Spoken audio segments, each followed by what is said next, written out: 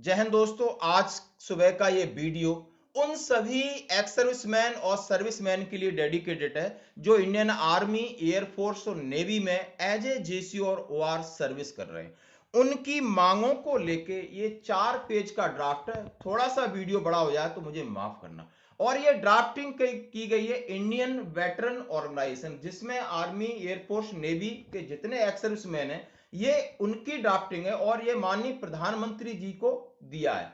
और हर एक स्टेट में या डिस्ट्रिक्ट में अपने अपने लेवल पर सभी ने ज्ञापन दिया है डिस्ट्रिक्ट कलेक्टर महोदय को, ताकि हम 12 तारीख यानी 12 मार्च को दिल्ली जाकर आपकी एक एक बात माननीय प्रधानमंत्री जी के सामने, माननीय रक्षा मंत्री जी के सामने रखने का पूरा प्लान किया है। अभी जो आप हमारे बगल में फोटो देख रहे हैं, इसमें आपने देखा होगा ये मध्य प्रदेश के आईबीओ प्रेसिडेंट हैं कैप्टन आरपीएस गौर साहब, जो जाके वहां के डीएम साहब को ये ज्ञापन सौंप रहे हैं। दूसरा ज्ञापन आपने देखा होगा, ये सारे इसी वेशभूषा में है। मैं भी इस इंडियन वेटरन ऑर्गेनाइजेशन का हिस्सा हूं, जो ग्वालियर की टीम ने जाके माननीय कलेक्टर साहब को ये अपना ज्ञापन दिया कि हम 12 तारीख को दिल्ली कूच कर रहे हैं और 12 को जाकर के हम वहां पर जंतर मंतर पर अपनी ये मांगे रखेंगे। शायद ऐसा ड्राफ्ट जिसमें हर चीज, हर पहलू को कवर किया गया है। शायद आप सर्विस में हैं तब भी सुनिए, एक्स सर्विस में है सुनिए। और ये ऑर्गेनाइजेशन है अपने पैसे से, अपने निजी पैसे से, निजी टाइम निकाल करके, बहुत सारे संगठन अभी दिल्ली में बैठे हैं। इसी तरह ये एक बड़ी पहल है। बड़े और संगठन हैं जो 12 मार्च को दिल्ली में जाकर के अपना जंतर मंतर पर प्रदर्शन करेंगे। और कौन कौन से बिंदु लेके जा रहे हैं, जरा ये जरूर सुनना। आप इस वीडियो को लास्ट तक देखना, ये मेरी आपसे गुजारिश है दोस्तों। सबसे पहले मैं इनके जो I am a veteran Joginder Singh Sengar, founder and national president of India veteran organisation. और ये मैं जो तस्वीर दिखा रहा हूं, ये आईबीओ के फाउंडर हैं और नेशनल प्रेसिडेंट हैं कैप्टन जोगिंदर सिंह सेंगर साहब।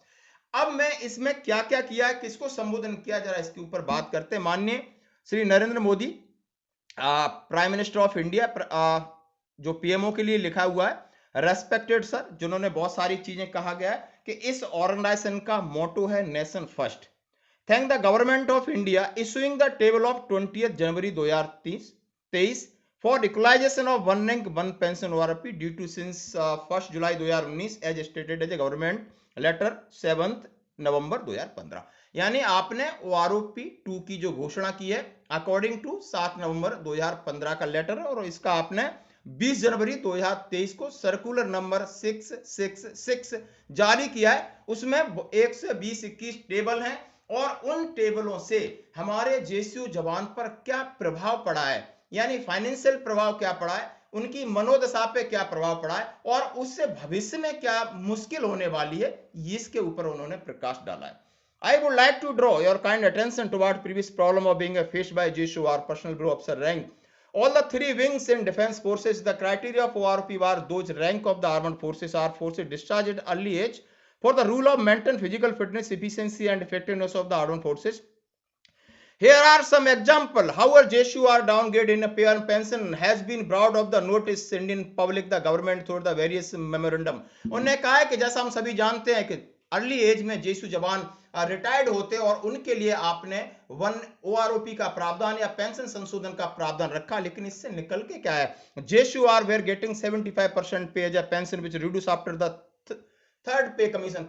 जब तीसरा पे कमीशन था तब जेसू जवान को 75% पेंशन मिलती थी, और अफसर को कितनी मिलती थी ये भी इसमें मेंशन किया है। और फिफ्थ पे कमीशन में आपने देखा कि हवलदार, नायक, सिपाही, इनहेंस पे ऑफ अफसर सब आपने खत्म कर दिया। धीरे धीरे आप हमें लो ग्रेड करते रहे, फाइनेंशियल मामले में आप धीरे धीरे हर पे कमीशन में हमारा शोषण होता रहा, हम चुप रहे। ये चीज 10 साल पहले बोलनी थी। आगे आते हैं lower rate of military service पे। उन्होंने मिलिट्री सर्विस पे के बारे में बोला कि पीस में कौन रहता है और फील्ड में ज्यादा कौन रहता है, और फील्ड में सबसे आगे जरा कौन रहता है, किसकी की जान को जोखिम है, किसकी जान को खतरा। आपने मिलिट्री सर्विस पे 10,000 5,200 हम पीबीओआर को दिए, सबको इकट्ठा आपने कर दिया। मिलिट्री नर्सिंग अफसर को 10,800 दिए, अफसर को आप 15,500 दे रहे हैं। ये कहां से है, ये कौन से नियम में लिखा है? क्या मिलिट्री सर्विस पे या कोई पीस में बैठ करके आराम करने के लिए इतने पैसे दिए जा रहे हैं? और उन्होंने कहा है, और दूसरी बड़ी बात कहा है कि आप पेंशन संशोधन जो आपने क्राइटेरिया बना रखा है कि 80 ईयर्स लेस देन 85 ईयर्स 20%। जब आप पेंशन आते हो फिर पेंशन 20%, 30%, 40%, 50%, 80 साल की उम्र के बाद बढ़ने का क्या प्रावधान है। जब इसमें मांग की गई कि जो बंदा जब रिटायर होता है उसके 20 ईयर्स बाद आप उसकी पेंशन में बढ़ोतरी करिए। जब बंदा रिटायर होता है उसके, लेकिन आपने देखा है कि अफसर 60 साल 58 60 तक जाते हैं तो उनके लिए लागू है कि 80 साल बनता है, लेकिन एक जवान 40 साल पे रिटायर हो रहा है, कम से कम उसको 60 साल पे जाके पेंशन रिवीजन होनी चाहिए। ये बिल्कुल तथ्य है और सत्य है और बिल्कुल ही बहुत तगड़ा ड्राफ्ट है। और बहुत सारी ऐसी चीजें हैं जिनको देख करके आपको लगेगा हाँ कि ये सही तरीके से सही प्लेटफॉर्म पे सही जगह से बात आपके पक्ष के लिए उठाई जा रही है। Now question arise, the defense jawan retired from defense service between 35 to 45 years of age. First enhance of addition pension take place only we complete 8 years on his age, which is applicable all civilian or paramilitary forces, which is totally wrong procedure. Therefore, the first enhancement basic service pension is the case of defence pension must take placement after 20 years, जो मैंने आपको हिंदी में कहा कि 20 साल के बाद इनका पेंशन संशोधन होना चाहिए था। और उन्होंने कहा कि बहुत सारा आपने ग्रेड पे सिविल में जाइए, कांस्टेबल का 3200, हवलदार का 3600, 4400 है, और हमारा का जब से आपने ग्रेड पे खत्म किया है और 7th पे कमीशन लागू किया, उसमें हमारा बिल्कुल ही आपने हमारी तनख्वाह, हमारी पे, हमारे अलाउंसों पर बुरी तरह प्रहार किया, जिसके लिए ये कारण आज हम रो रहे हैं और इकट्ठे हो रहे हैं। फिर वही उसी पॉइंट पे आते हैं कि पे एंड पेंशन जेसीओपीआर वर multiple by 2.57, whereas the pay of officers is multiplied by 2.67 to 2.81. In the 7th pay CPC is the gross violation of constitution.